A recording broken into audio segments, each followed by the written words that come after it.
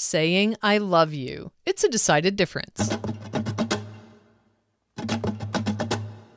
A Decided Difference, the podcast devoted to your success and happiness. You choose the change you want. A Decided Difference will help you achieve it. Now here's your host, Lou Ann Clark. And this week our focus shifts to the topic of love, as Valentine's Day is about to be celebrated, or criticized or dismissed or actively hated, depending on who you are and where you are in your life. I'm a little taken aback over some of the negativity around Valentine's Day, as I've always been rather fond of it myself, even when I haven't had much reason to celebrate romantic love. Maybe that's because I've always seen it as a day to honor love in general, rather than seeing it as being limited to the romantic type. My earliest memories of Valentine's Day are of my father giving my mother those heart-shaped boxes filled with assorted chocolates. My sister and I used to get a miniature version every year, too, and tell me what is not to like about that. Chocolate has always been, and probably always will be, a way to my heart, and if it shows up in a pretty box, that's a bonus. But I've always agreed with the sentiment that Valentine's Day is not about the chocolate. It is about loving the chocolate. My second earliest memories of Valentine's Day are of parties at school. And I was totally into cutting heart shapes out of construction paper and decorating a box or a bag for my classmates to put Valentine cards into. The rule was you had to give a Valentine to everyone in the class, no matter how mean she was or how funny he smelled. I would put careful thought into which classmate got which card in the assortment my mother would buy. The most annoying boy would get the one with the skunk on it. And the boy I was crushing on would get the biggest and prettiest card. Not that it ever did me a bit of good. As I got older, Valentine's Day celebrations got a lot more complicated, but also a lot more fun.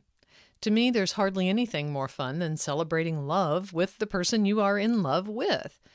And then, of course, there's the chocolate. Anyone who truly loves me, or let's face it, anyone who likes me at least a little, knows the way to my heart is paved with chocolate. But as I've grown older, I've never lost the sense that Valentine's Day is about love in general, all kinds of love. Love is a wonderful emotion, isn't it? We use the word love to describe all kinds of things that make us feel happy in particular ways. I love my children. I love doing this podcast. I love to ride my bicycle. I love my friends. I love to crochet. I love pizza. I love sitting by a fire. I love reading. I love public speaking. I love spring. I love the beach. I love taking naps on rainy afternoons. The list of people and activities and things I love goes on. And when I think of all this, it makes me feel positive and happy. And I think that's a pretty good thing. Of course, it's easy to love inanimate objects like, say, chocolate. It's also easy to love doing things that make you feel happy, creative, or satisfied in some way. Loving people gets a great deal more complicated, but I believe it also gets a great deal more rewarding. And don't get me wrong, I understand that there are some people who are just difficult to love. There have been a couple of those in my life. Okay, maybe more than a couple. You may just have to make peace with the idea that those people are never going to love you in the way you want to be loved by them, or that they are never going to behave in ways that makes loving them easier. My maternal grandmother was one of those people for me. I adored her, even worshipped her in some ways. But she was an extremely negative and pessimistic person, especially later in her life. I loved her, but sometimes I had to do it from a distance in order to protect my own mental well-being. And love is not just a feeling, of course, it's an action. I love my 2 daughters more than I can express, and that has usually been a pleasant emotion that makes me feel happy. However, when you are a parent, love frequently requires taking action that is anything but pleasant. Loving my daughters meant civilizing them and teaching them to navigate the world at large. That meant correcting their behavior when necessary in one way or another. and every parent knows that is not easy. Loving my daughters meant helping them to grow into strong, healthy women who could take care of themselves, and that often took the form of something not so pleasant. I'm so grateful now that they are strong, healthy women who can take care of themselves. It makes all the hard times worthwhile. Loving isn't always sunshine and hearts and flowers. It can mean going through some hard times in order to get a good result in the future. We know this, but it's not a bad thing to be reminded of it, especially if this is one of those difficult times for you. And while we are on the topic of difficult times, Valentine's Day can be a sad time if you are in a romance that is dying, or one that's already dead and you know it, but you just haven't gotten around to burying it yet. This time a year ago, I was on the brink of filing for divorce, and it was quite a painful time. I was in an untenable situation, but I was also reluctant to admit failure and cut my losses. When Valentine's Day rolled around, I couldn't deny that the marriage was dead and it needed to be buried, and I came to realize that part of that process involved loving myself enough to take the necessary action. Maybe it's a function of the stage of life I'm in, but I have several friends and acquaintances who are in or just past the process of ending a long-term relationship.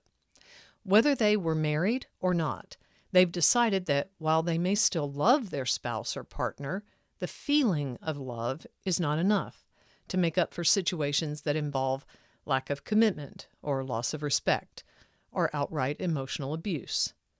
Loving yourself is not a requirement to go through that process. You can flounder through it without doing it gracefully, but it is so much easier if you make a commitment to love yourself and to value your own emotional health. Another thing I've noticed in the last year or two is that my friends increasingly say, "I love you," to me and to their other friends. This may also be a life stage issue. Or perhaps we humans are getting better at owning and expressing our emotions. Or maybe it's because I have seriously spectacular friends. Whatever the cause, I am in favor of this behavior. I want it to continue and I want it to spread. Mainly because I think telling people you love them makes the world a much better place. Yeah, it may feel a little awkward at first, but so do many worthwhile activities at the beginning.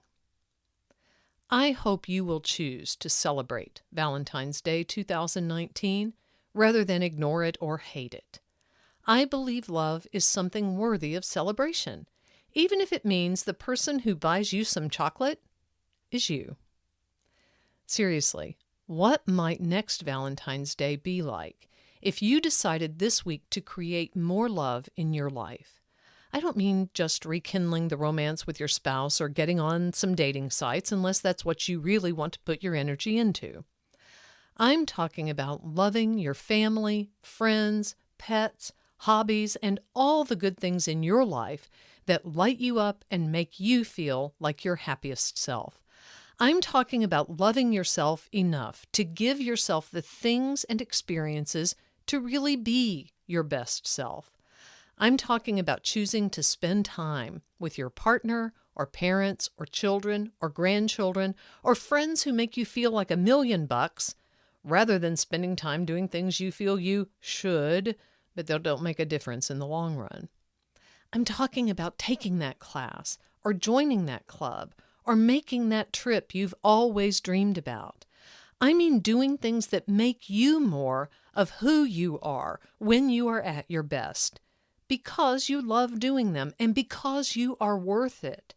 And if you still feel selfish or guilty or undeserving, think about this. When you give yourself more of what you love, you become a brighter light and a better source of love for others in the world. I love creating this podcast because I love playing with ideas and words, and because doing it helps me to stay optimistic and forward-focused. When listeners tell me that my efforts here have helped them, I'm so grateful that doing what I love to do has benefits for others as well. And speaking of love, I do love my podcast listeners. Seriously, you all lift me up and make me happy, and I do love you very much. If you want to send me a love note, or some loving correction, or some chocolate, here's how to get in touch. Email me at luann@luannclark.com, use the contact form at decideddifference.com, or send a message to A Decided Difference on Facebook. I hope you have a week filled with love, and I hope you remember the world doesn't change. You do.